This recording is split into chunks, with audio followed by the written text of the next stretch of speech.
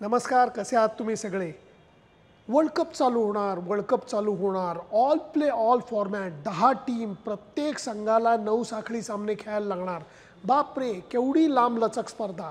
आपण असा विचार करत होतो. कमाल काय बघा, संपत आली. साखळी स्पर्धा संपत आली. शनिवार आणि रविवार मिळून 3 सामने फक्त उरलेले आहेत. आणि या सामन्यांमध्ये काय होणार याचा जास्त काही परिणाम उपांत्य फेरीवरती होणार नाही आहे, कारण त्याचे 4 संघ हे ऑलमोस्ट झालेले आहेत, कन्फर्म झालेले आहेत. कारण पाकिस्तान संघाने जर का 280 धावांनी सामना जिंकला तर त्यांना संधी आहे वगैरे अशी गणितं आहेत. त्याला काही अर्थ नसतो. त्यामुळे भारत विरुद्ध न्यूझीलंड आणि त्याचबरोबर ऑस्ट्रेलिया विरुद्ध दक्षिण आफ्रिका अशा लढती मुंबई आणि कलकत्त्याला व्हायची शक्यता आता पक्की झालेली आहे. क्रिकेटमध्ये काही होऊ शकतं, क्रिकेटमध्ये काही होऊ शकतं, ह्याला आता अर्थ उरलेला नाही आहे. कारण जे काही लटके झटके लागायचे होते विविध संघांना ते लागून झालेले आहेत. एकीकडे इंग्लंड संघ पाकिस्तान विरुद्ध शनिवारी खेळणार आहे. ऑस्ट्रेलियाचा संघ बांगलादेश विरुद्ध खेळणार आहे. बांगलादेश संघाला अजून एक झटका लागला आहे, तो म्हणजे शकीब उल हसन हा शेवटचा सामना खेळणार नाही आहे. गेल्या सामन्यामध्ये काय झालं आपल्या सगळ्यांना माहिती आहे. ऑस्ट्रेलियन संघाच्या गेल्या सामन्यामध्ये काय झालं आपल्या सगळ्यांना माहिती आहे. त्याचा विचार करता ऑस्ट्रेलियन संघ बांगलादेशवरती तुटून पडायची शक्यता नाकारता येत नाही. दुसरा जो सामना आहे पाकिस्तान विरुद्ध इंग्लंड, त्याला एक वेगळं महत्त्व आहे. कारण इंग्लंड संघ आता सातत्याने एकच विचार करतोय की चांगल्या नोटवरती हा वर्ल्ड कप संपवायचा. त्याचं कारण असं आहे की कसा तरी चांगला परफॉर्मन्स करून आता ते 7व्या स्थानावरती आलेले आहेत, की जेणेकरून पुढच्या वर्षी होणाऱ्या चॅम्पियन्स ट्रॉफीमध्ये त्यांची वर्णी लागेल की नाही हा प्रश्न आता संपलेला नाही. पुढच्या वर्षी नाही, त्याच्या पुढच्या वर्षी. पाकिस्तान संघाकरता मात्र हा सामना खूप महत्त्वाचा आहे. ऑलरेडी मायदेशामध्ये त्यांचे माजी खेळाडू, त्यांचे यूट्यूबर्स हे आग ओकतायत. अक्षरशः तोफेच्या तोंडी दिल्यासारखं त्यांचा वापर करतायत. टीकेचा भडीमार हा छोटा शब्द वाटेल इतकं पाकिस्तान संघावरती जोरदार हल्ला बोलवतोय. अशा परिस्थितीमध्ये बाबर आझमच्या मनात एकच विचार असेल की आपण क्वालिफाय होणार नाही हे माहिती जरी असलं तरी हा सामना जिंकून निदान शेवट विजयाने करायचा. थोडासा कमी काय म्हणतात त्याला गोड करायचा म्हणण्यापेक्षा ते कडूपणा जो आहे थोडासा कमी करायचा. हे करणं हे इंग्लंड विरुद्ध दिसतं तेवढं सोपं नाही. कारण गेल्या सामन्यामध्ये फखर जमाननी केलेली बॅटिंग ही सगळ्यांच्या लक्षात आहे. बेन स्टोक्सनी केलेलं शतक सगळ्यांच्या लक्षात आहे. त्यामुळे हे 2 संघ एकमेकांना चांगली टक्कर देतील असं मला वाटतं. त्यामुळे हा सामना रंगेल. रविवारी होणाऱ्या सामन्याबद्दल मी प्रिव्ह्यू तर करणारच आहे, परंतु आज मी चिन्नास्वामी मैदानावरती तुमचा प्रतिनिधी म्हणून सराव बघायला हजर होतो. सामन्याच्या 2 दिवस अगोदर भारतीय संघाने ज्या एकाग्रतेने सराव केला आहे हा पर्यायी सराव होता, म्हणजे ऑप्शनल प्रॅक्टिस ज्याला आपण म्हणतो तशी ही होती. तरी संपूर्ण भारतीय संघ मैदानावरती हजर झालेला होता.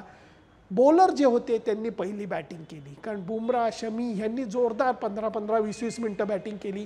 दुसरीकडे जे आपल्या संघातले बॅट्समन होते ते पार्टी पाडून, आपण जसं गल्लीमध्ये वाड्यामध्ये पार्टी पाडून खेळायचो तसं पार्टी पाडून व्हॉली फुटबॉल खेळत होते. म्हणजे मध्ये खुर्च्या लावायच्या, हात वापरायचे नाहीत आणि त्याच्यावरनं त्या खुर्चीवरनं पायाने बॉल मारायचा. 2 टप्प्याची परवानगी आहे, 3रा टप्पा समोर मारायला पाहिजे. परंतु याच्यामध्ये सुद्धा एक प्रकारची स्पर्धा त्यांची चालली होती, हसाहसी चाललेली होती. हे सगळं बघून भारतीय संघ हा चांगल्या मूडमध्ये आहे हे कळत होतं. 8 विजय मिळवलेत सलग, त्यामुळे चांगल्या मूडमध्ये का नसणार. दुसरीकडे मात्र एक दृश्य बघायला मिळालं की ज्याच्यामध्ये निवड समिती अध्यक्ष अजित आगरकर, प्रमुख प्रशिक्षक राहुल द्रविड आणि आपला कप्तान रोहित शर्मा हे विकेट बघत होते आणि त्याच्यानंतर 8-10 मिनटं चर्चा करत होते. त्याच्यानंतर रोहित शर्मा डायरेक्ट उतरला बॅटिंगला आणि त्यांनी फलंदाजीचा सराव केला. ह्याच्यामध्ये रवींद्र जडेजा मात्र एकाग्रतेने बुमराह आणि शमीला बॉलिंग करताना दिसला. नंतर जे काय अगदी थोडा वेळ मला तो भेटला, म्हटलं जडू तूने क्यों फुटबॉल नहीं खेला. तो म्हटला लेले सर एक सच बात बोलूं, मुझे दूसरा कुछ आता ही नहीं, क्रिकेट छोड़ के मुझे दूसरा कुछ आता नहीं, त्यांच्या खेळाचा रसभंग मी कशाला करू असं बोलून अक्षरशः तो बाहेर पडला आणि परत एकदा बॉलिंगच्या सरावाला लागला. ह्याच्यामध्ये एकच गोष्ट दिसून आली की आपल्या बॉलर्सना मुद्दाम सराव दिला जातोय बॅटिंगचा. कारण आता आपल्याला सगळ्यांना माहिती आहे 6 आपले प्युअर बॅट्समन आहे. 7व्या नंबरवरती जडेजा येतोय, तो सुद्धा उत्तम कामगिरी करतोय. 8व्या क्रमांकावरती बुमरा, शमी वगैरे हे बॉलर्स येत आहेत. याच्यापैकी बुमरानी म्हणे लोअर मिडल ऑर्डर, तो म्हणतो लोअर ऑर्डर मला म्हणायचं नाही, लोअर मिडल ऑर्डरची जबाबदारी स्वीकारलेली आहे. त्या दृष्टीने तो सरावसुद्धा करतोय आणि त्यांनी जबाबदारी स्वीकारली असं एका पत्रकार परिषदेमध्ये उत्तर देताना राहुल द्रविड म्हणत होता. ही सगळी मला थोडीशी चांगली लक्षणं अशी वाटतात की एकीकडे हे मान्य केलं आहे भारतीय संघाने की आता हार्दिक पंड्या नसल्यामुळे 6व्या बॉलरचा पर्याय आपल्याकडे नाही आहे. प्रत्येक सरावादरम्यान विराट कोहली हा बॉलिंगचा सराव करतोय हे सुद्धा मी सांगायला विसरणार नाही. परंतु हे सगळं जरी असलं तरी बॅट्समननी बॅटिंग करायची, बॉलर्सनी बॉलिंग करायची, आपापली जबाबदारी पार पाडायची, अशा प्रकारची योजना भारतीय संघाने मान्य केली आहे असं आत्ता तरी दिसतंय. 2 दिवस अगोदर सरावामधला मूड बघता भारतीय संघ कोणत्याही परिस्थितीत रविवारचा सामना प्रयोग म्हणून करेल असं मला अजिबात वाटत नाही. जसे पहिले 8 सामने खेळले तसाच 9वा सामना खेळला जाईल आणि नेदरलँड्सला सुद्धा दणकट क्रिकेट खेळून पराभूत करायचं, लय टिकवायची, ह्याच्याकरताच भारतीय संघ चिन्नास्वामी मैदानावरती उतरेल असा माझा अंदाज आहे. शनिवारच्या सामन्याकडे तर माझं लक्ष असेलच आणि त्याचबरोबर प्रिव्ह्यूसाठी भारतीय संघ आणि नेदरलँड्स या दोघांच्या पत्रकार परिषदासुद्धा मी तुमचा प्रतिनिधी म्हणून अटेंड करणार आहे आणि त्याचा अहवाल तुम्हाला सादर करणार आहे. तुम्हाला कशी वाटते ही साखळी स्पर्धा, कशी वाटते? पाकिस्तान संघाच्या बाबतीत जे मी मत व्यक्त केलं की आता निदान त्यांना घरी जाण्यासाठी एक वाट मोकळी व्हावी म्हणून तरी इंग्लंडला हरवायला पाहिजे असं माझं म्हणणं आहे. तुमचं म्हणणं काय मला जरूर कळवा. फक्त त्याच्याकरता माझं फेसबुक पेज, माझं यूट्यूब चॅनल नुसतं लाईक करू नका, तर शेअर आणि सबस्क्राईब करा.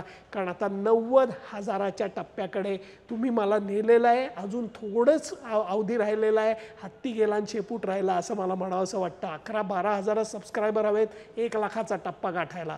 तुमच्या मदतीची, तुमच्या पाठिंब्याची नितांत गरज आहे. तेव्हा हा संवाद आपण असाच चालू ठेवू. Bye bye.